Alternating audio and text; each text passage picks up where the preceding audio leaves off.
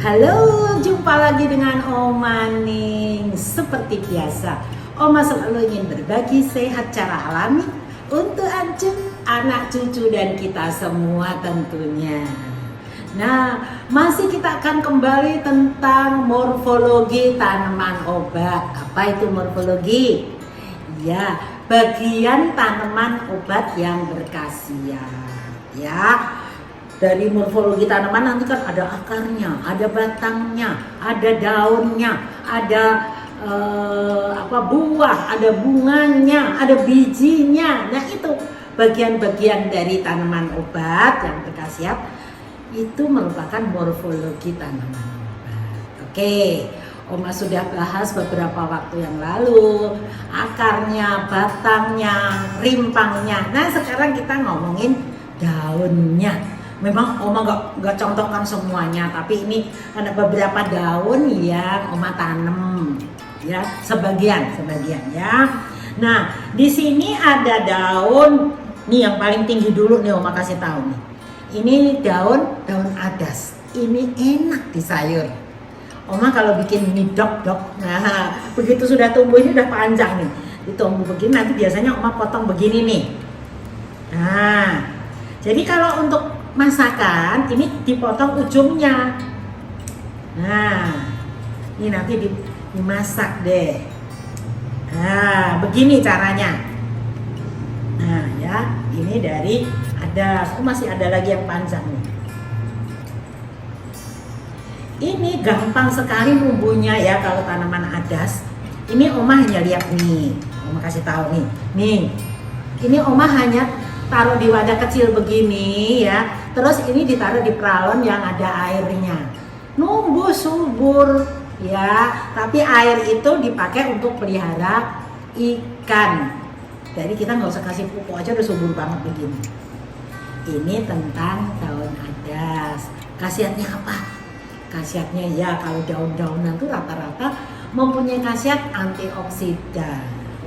Ya, dan dia mempunyai vitamin yang bagus ya untuk kesehatan tubuh kita. Nah, selain ini tanaman adas, ada lagi tanaman ini. Nah, ini namanya mint atau bahasa latinnya menta. Ya, daun menta. Ini bagian yang mana yang diambil ya? Kalau untuk menjaga kesehatan saja, Oma sih lebih memilih dipotong ujung-ujungnya saja. Nih, ini juga bisa di sayur sih. Nih contoh begini. Nih, ujungnya begini saja. Ini bisa dijadikan minuman, tinggal diseduh air hangat. Nih, contoh begitu. Nah, seperti ini. Gampang ya membuat minuman yang menyehatkan. Ya, ini daun mint atau menta. Ada lagi nanti daun apa lagi ya? Ini daun sambung nyawa. Ini juga Oma nanamnya cuman secara aquaponik nih. Jadi ini hanya di pralon ya, ditaruh di wadah seperti ini ya, untuk hidroponik, aquaponik gitu ya.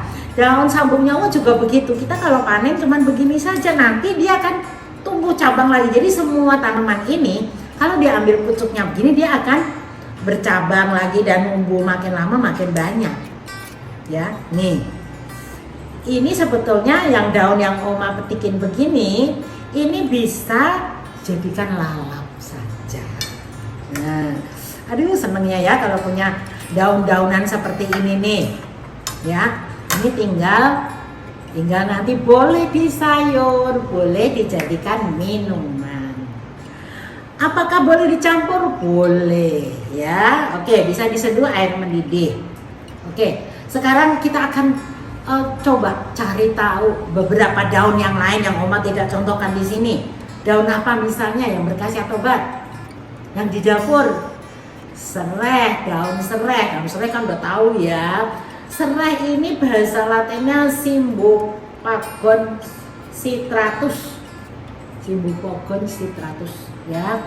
Dia kaya antioksidan, mengatasi masalah pencernaan, antiinflamasi. Jadi Serai sangat bagus kalau misalnya mau dicampur dengan rimpang, misalnya ini. Jadi untuk ancu yang bermasalah dengan lambung atau pencernaan, kalau mau bikin ramuan jangan cuma satu macam. Jadi biar seimbang antara yin dan yang. Misalnya kunyit ini yin, yangnya serai gitu. Udah tinggal dipotong-potong. Boleh diseduh air mendidih, boleh direbus. Jadi kalau untuk jadikan minuman sehat aja, sebetulnya nggak usah repot harus direbus. Seduh air mendidih, tutup ya, nanti sudah hangat kira-kira ya 5 menit lah bisa dikonsumsi. Gitu ya, itu serai. Kemudian ada lagi daun kelor. Oh, kelor kan udah familiar ya, udah banyak yang tahu. Atau moringa, aloe vera ya. Nah, ini kalau daun kelor itu khasiat vitaminnya tinggi sekali. Dari mulai vitamin A, B, C ya sampai vitamin E, punya khasiat banyak vitamin ya. Jadi daun kelor bisa dijadikan sayur ya, bisa juga direbus dijadikan teh, boleh. Nanti kelor dicampur dengan serai boleh nggak? Boleh ya. Oke, kemudian nah ada satu tanaman, waduh Oma nggak ambil tuh tadi ya, tanaman yang pahit apa ya, the king of bitter, itu daun sambiloto ya. Nanti Opa akan kasih tahu sambiloto seperti apa ya.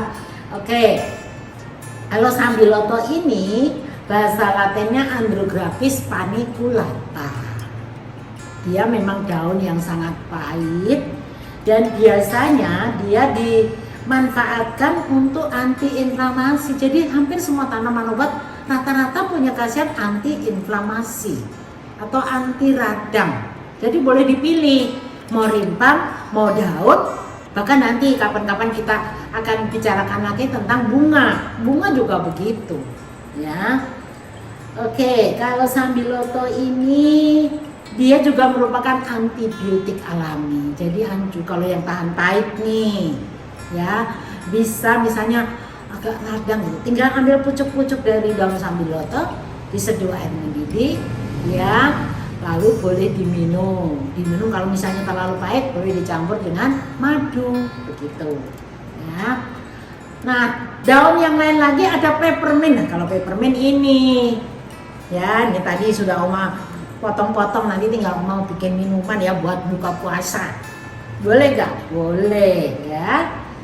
Nah, peppermint itu atau Mentha piperita ya, ini juga antibakteri, antibiotik alami, kemudian juga antiinflamasi, tuh hampir semua deh ya, selalu punya khasiat antiinflamasi atau anti radang. Juga sangat potensial mengatasi batuk, pilek begitu. Ini juga bisa direbus atau diseduh air mendidih, diambil uapnya ya, itu untuk mint. Kemudian daun yang lain lagi ada daun pegagan. Daun pegagan sangat bagus sebagai vitamin otak. Pegagan itu atau Centella asiatica. Dia juga antiinflamasi, antibiotik alami gitu. Dan dia juga melancarkan aliran darah. Yang menarik lagi, daun pegagan nanti ada ya di atas tuh. Dia juga bagus untuk menenangkan. Nah, masukkan ancu untuk yang bermasalah. Kebetulan Oma lagi membuat penelitian nih, bagaimana mengatasi masalah lambung dan pencernaan kita. Dari catatan Oma, hampir semua penderita sakit macam-macam itu masalah dengan lambungnya. Nah, ini lambung ini bukan hanya dari makanan tapi dari pikiran. Nah, solusinya biasanya dikasih kunyit dan juga ini daun pegagan ya sebagai penenang. Oke. Nah, yang daun yang lain lagi ada jinten atau Practanthus amboinicus. Dia juga obat batuk. Ya, obat batuk, antiinflamasi juga, asma, mengatasi sesak nafas, nanti ada ya gambarnya daun jinten. Oma banyak tuh tadi, nggak keburu semuanya dipetikin ya.